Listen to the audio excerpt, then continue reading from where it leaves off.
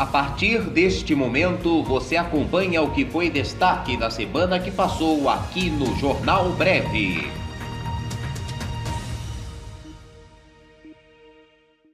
Pesquisa: Lula foi o melhor presidente e Bolsonaro o pior. Luiz Inácio Lula da Silva e Jair Bolsonaro estão em lados opostos quando a questão é popularidade no momento.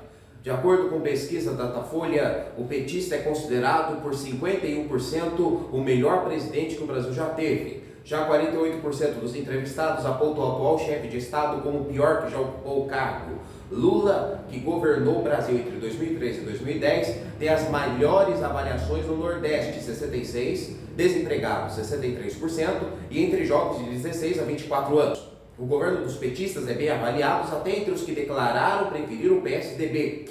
Já Bolsonaro enfrenta a maior rejeição entre os desempregados, 57%, estudantes, 65%, Lula, 18%, Fernando Collor, 8%, Dilma, 7%, FHC, 2%, Sarney, 2%, também aparecem na listas de pior presidente do país para alguns dos entrevistados. A avaliação do petista e do atual presidente é bem parecida para os empresários.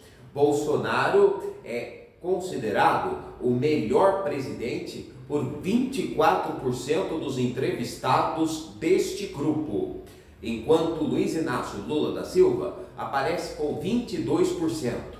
A pesquisa foi realizada de 13 a 16 de dezembro com 3.666 pessoas em 191 cidades. A margem de erro é de 2 pontos percentuais. Bolsonaro promulga fundo eleitoral de 5,7 bilhões. Jair Bolsonaro promulgou o texto que prevê um fundo eleitoral em 2022 de até 5,7 bilhões. O trecho da lei da diretriz orçamentária que havia sido vetado foi publicado na edição desta terça-feira do Diário Oficial da União. A promulgação ocorre após a derrubada do veto presidencial na sessão da sexta-feira do Congresso Nacional. O valor final do fundão será definido na lei orçamentária anual que está em discussão na Comissão Mista de Orçamento e ainda precisa passar pelo plenário para o aval de deputados e senadores. No relatório apresentado ao colegiado, o relator-geral do orçamento, Hugo Leal, propôs que o montante destinado ao financiamento das campanhas seja de 5,1 bilhões, mas segundo apurou a Jovem Pan, líderes partidários trabalham para reduzi-lo para 4,7 bilhões. Caso haja acordo nesse sentido, a diferença seria destinada a gastos com educação. Após Moro recusar debate, Ciro reage. Ele é corrupto. O pré-candidato à presidência da República pelo PDT, Ciro Gomes, respondeu na terça-feira à afirmação do ex-ministro da Justiça, Sérgio Moro, de que recusaria debater com ele por causa de sua postura ofensiva e agressiva. Durante live, o candidato pedetista ainda acusou Moro de ser um juiz arbitrário e um politiqueiro que usou a toga. O pré-candidato à presidência pelo Podemos disse ao canal My News que não há debate, entrar em diálogo com alguém que começa ofendendo. Apoiadores do ex-governador do Ceará usaram a fala viralizada nas redes sociais para chamar o ex-juiz de arregão e medroso. Após 4 dias, Itamaraty cumprimenta Boric por vitória na eleição presidencial do Chile. 4 dias após a divulgação do resultado do segundo turno das eleições presidenciais no Chile, o Ministério das Relações Exteriores brasileiro divulgou uma nota em que cumprimenta Gabriel Boric pela vitória.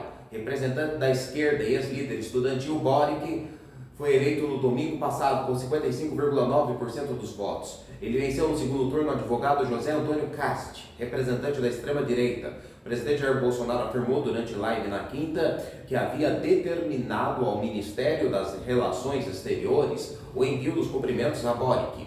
Bolsonaro é crítico da esquerda e já demonstrou contrariedade pela vitória de representantes de partidos de esquerda em outros países, como a Argentina.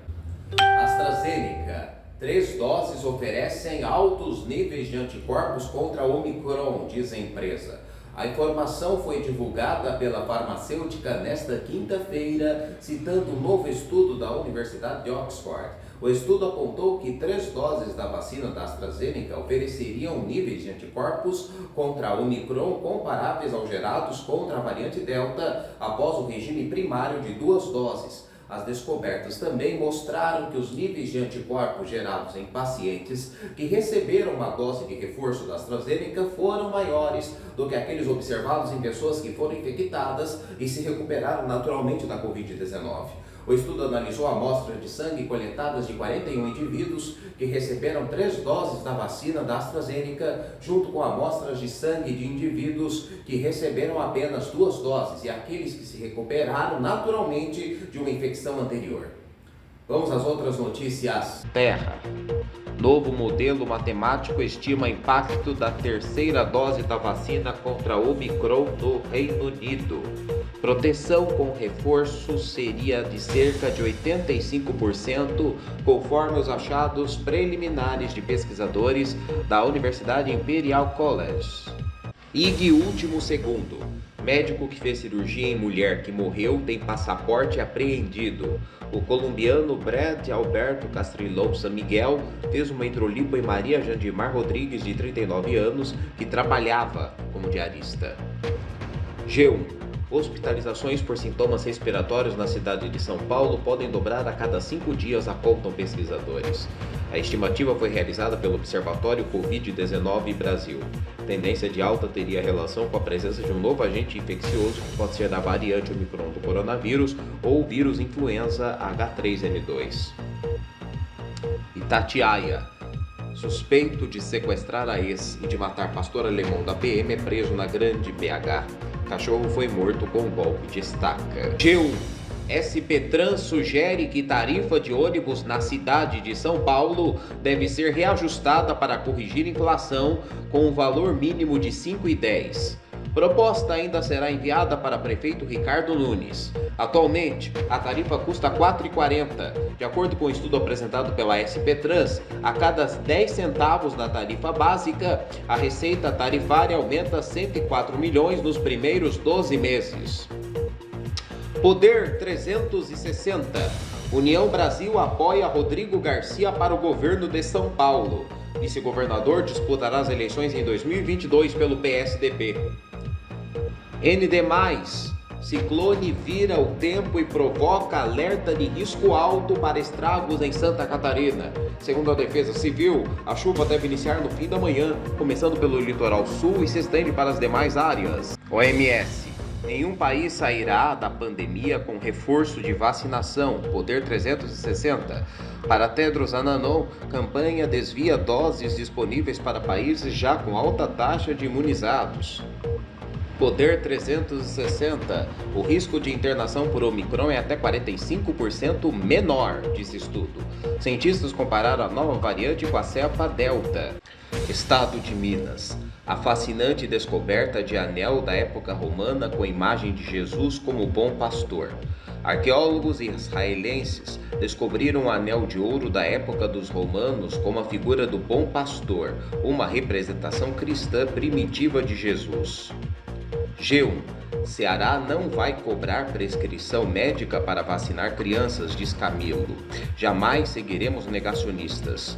Ministro da Saúde Marcelo Queiroga sugeriu que crianças devem vacinar-se com prescrição médica, medida criticada por técnicos e cientistas. R7. Turista é morto por menores em assalto em Paraty. Adolescentes de 16 e 17 anos confessaram crime 6 horas depois do ocorrido. Vítima passaria Réveillon com a namorada. Você acompanhou o que foi destaque da semana que passou aqui no Jornal Breve.